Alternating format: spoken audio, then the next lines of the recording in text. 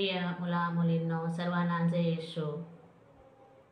आज आपण सर्वात महत्त्वाचा तिसरा संस्कार म्हणजेच पवित्र बलिदान हे जीवनाचे बलिदान याविषयी या धर्मशिक्षणाच्या क्लासमध्ये शिकणार आहोत.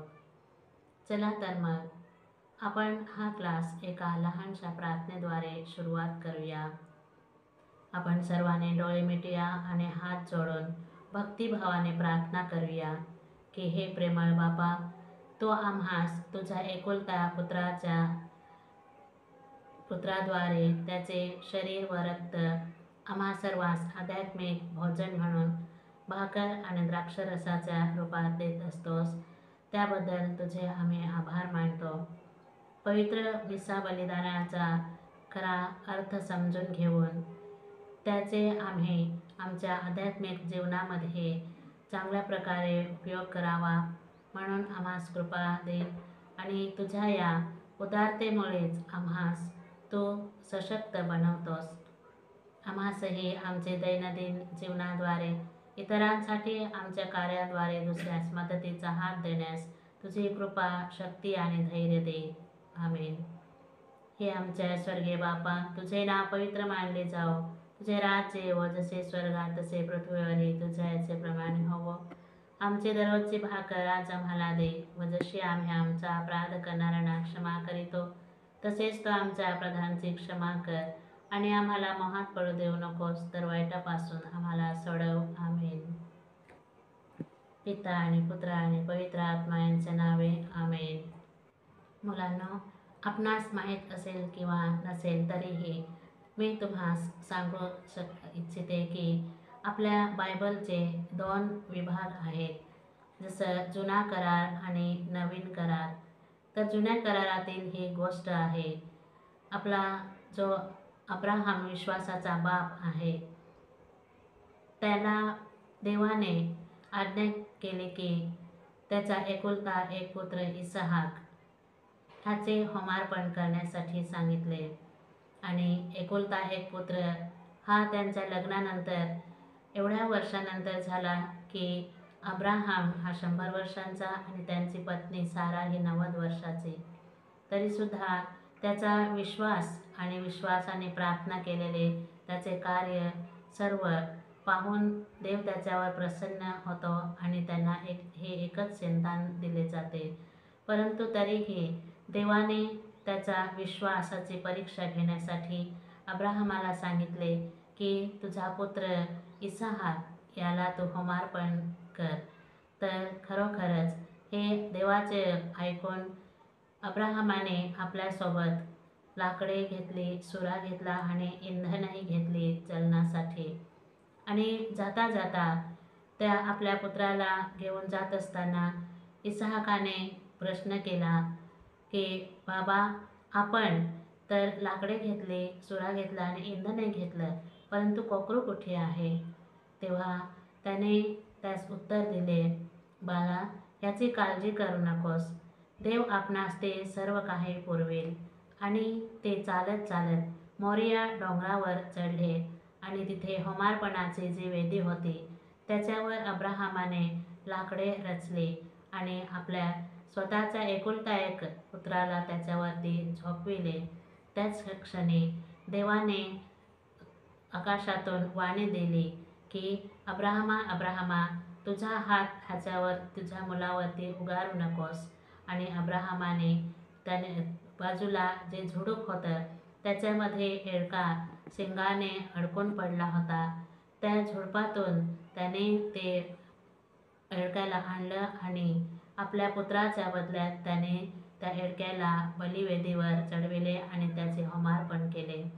हा विश्वास पाहून अब्राहमावरती देव प्रसन्न झाला आणि त्याच्यावरती कृपादानाचा वर्षाव केला. हे वचन आपण उत्पत्ती पुस्तकातील अध्याय 22 वाक्ये 1 ते 8 पर्यंत यामध्ये वाचतो.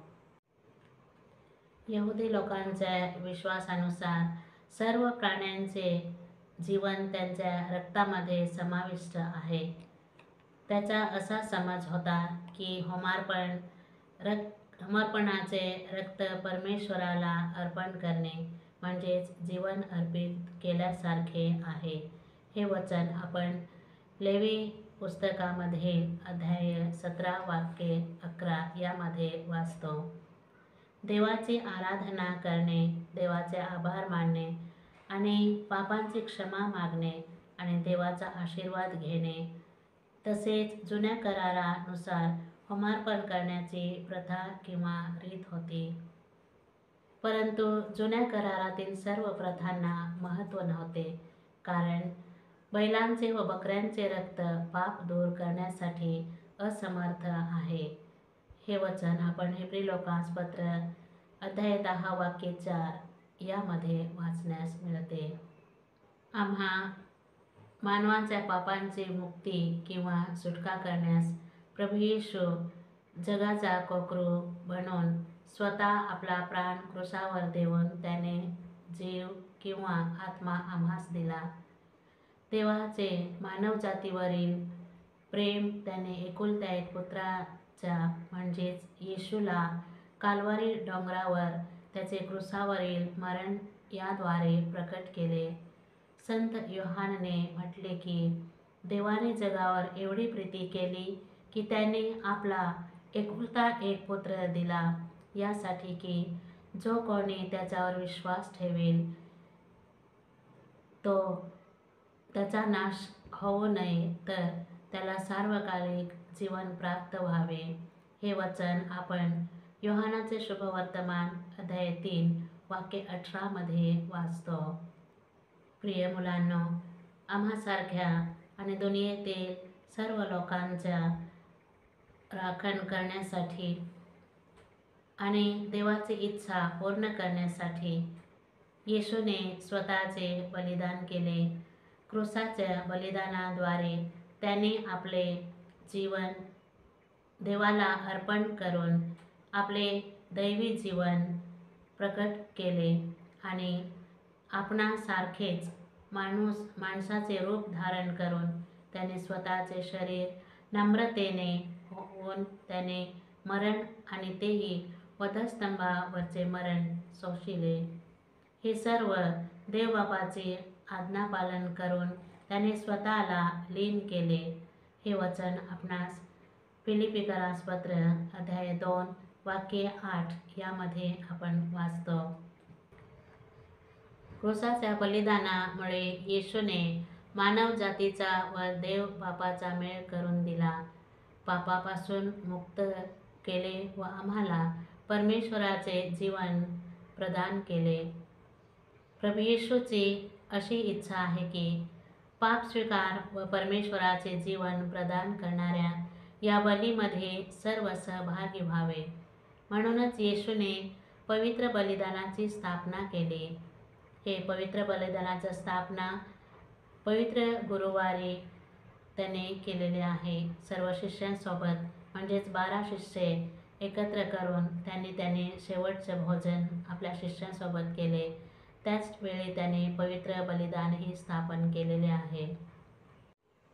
क्रूस बलीच्या पूर्वी सायंकाळी पास्का सणाच्या दिवशी रात्रीच्या भोजनासमयी येशूने हातात भाकर घेतली, आशीर्वादाची प्रार्थना केली आणि भाकर तोडली व आपल्या शिष्यांस देत म्हटले, हे माझे शरीर आहे, जे तुमच्यासाठी व तुमच्या पापांच्या क्षमेसाठी वाटले जात आहे. तुम्ही सर्व यामधून घ्या व खा. तसेच त्याने प्याला घेतला, धन्यवाद व स्तुती भजन केल्यानंतर त्यांना देत म्हटले, हे नव्या कराराचे माझे रक्त आहे, जे पापांच्या क्षमेकरिता ओतले जात आहे. हे तुम्ही सर्व यामधून घ्या व प्या. तुम्ही जेव्हा माझ्या नावात एकत्र होता तेव्हा मी जे केले ते करा. प्रिय मुलांनो, मी जसं तुम्हाला मिसा बलिदानाविषयी सांगितलेलं आहे आणि वाचलं इथे, परंतु हे असं आहे की प्रभू येशू स्वतःचे शरीर, त्याचे रक्त आणि मांस खाण्यास देतो, तो पवित्र रोटी आणि द्राक्षरसाच्या द्वारे. परंतु त्याने हे सर्व दुःख भोग केलेलं आहे आपल्या पापांसाठी आणि आम्हा सर्वांस पापांतून मुक्त करण्यासाठी आणि त्याचा जीव आपल्यामध्ये त्याने दिलेला आहे, जेणेकरून आम्ही सर्वांनी पवित्रतेने त्याचे आठवण करून आणि तो जसा जीवन जगलेला आहे तसंच आपल्यालाही जगावयाचे आहे अशी त्याची इच्छा आहे. म्हणून त्याने केवळ ख्रिस्तीय लोकांसाठी नव्हे तर जगातील सर्व मानवजातीसाठी आपला प्राण हा क्रूसावरती दिला आणि तोही काल्वारी डोंगरावरती.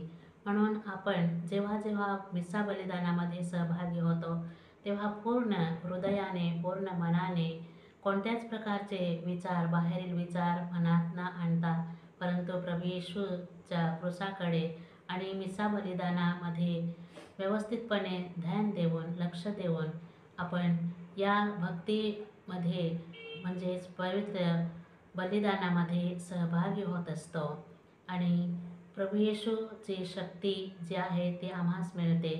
त्याचे जे आध्यात्मिक जीवन त्याने जगलेले आहे ते आम्हास मिळते. याच विश्वासाने आपण जेव्हा जेव्हा बलिदानामध्ये मिसा बलिदानामध्ये सहभागी होतो त्यावेळी नेहमी आपल्या स्वतःला आठवण ठेवून की मी प्रभू येशूच्या सानिध्यामध्ये आहे, देवाच्या देवळामध्ये आहो हे आठवण करून भक्तिभावाने आपण या मिसा बलिदानामध्ये सहभागी होत असतो. येशू ख्रिस्ताच्या या आदेशानुसार आम्ही पवित्र बलिदानामध्ये अर्पिले जातो.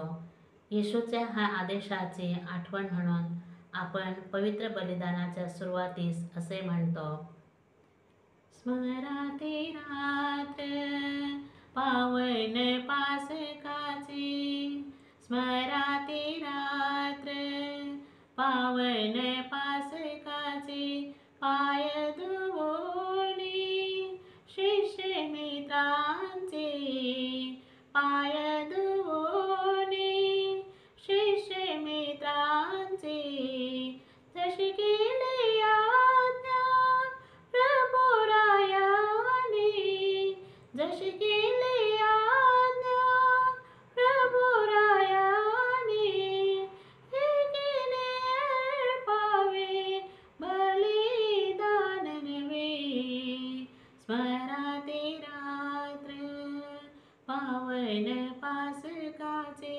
स्मराते रात्र पावन पासकाचे.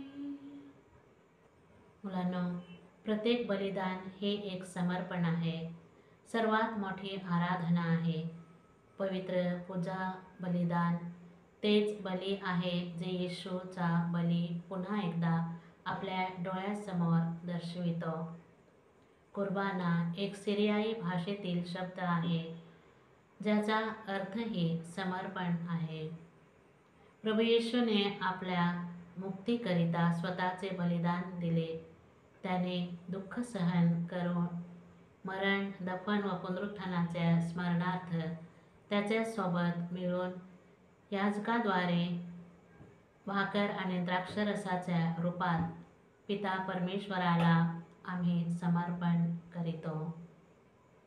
पवित्र बलिदानाचे फळ आम्ही पापमुक्ती प्राप्त करतो. आम्ही परमेश्वराच्या जीवनात पुढे जातो. आम्ही देवासंगती एक होतो. आम्ही कलिसियाच्या एकतेमध्ये पुढे जातो. प्रिय मुलांनो, असेच परमेश्वराची इच्छा पूर्ण करण्यासाठी स्वतःला समर्पित करणे म्हणजे पवित्र बलिदानाचे तत्व आहे.